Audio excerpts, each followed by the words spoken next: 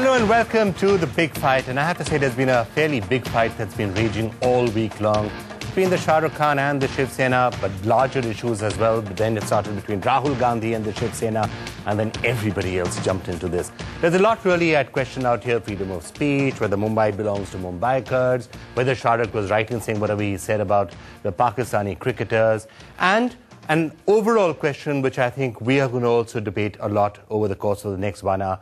How should the media react to this? Some people have been writing into us and saying, what you should really do is black it out completely, give absolutely no publicity to any acts of violence, and then you will soon see that there are no acts of violence. So is that really the way we in the media should be viewing this? So lots and lots to discuss. We'd have loved to have done this in Mumbai, but seeing as we are here in Delhi, we've been able to get lots and lots of people from Mumbai to actually fly down here especially for this. And I'd like to start by welcoming Kabir Bedi, one of the people who's made that flight. Thank you so much, Kabir, for coming and joining us out here.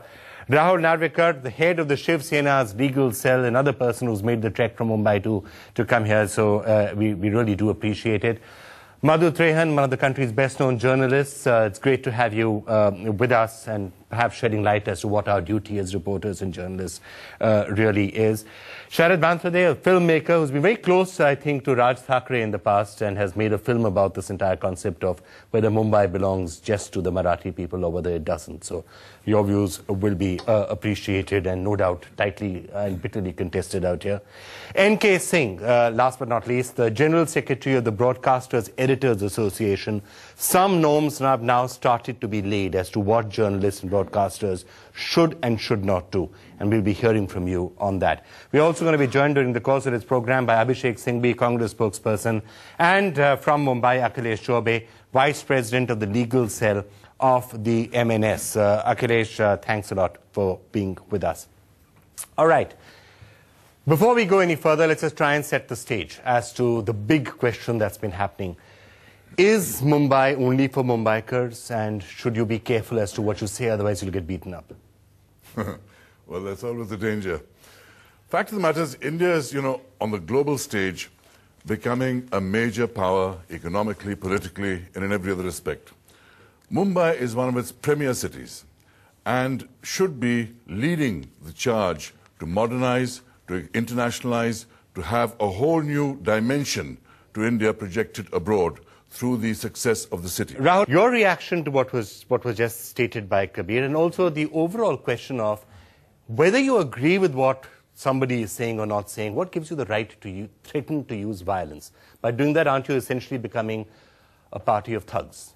Well, at the outset, I'll take the first point which Kabirji took. Mumbai belongs to Mumbaikars, Mumbai belongs to Maharashtrians. When you say that, what does that mean?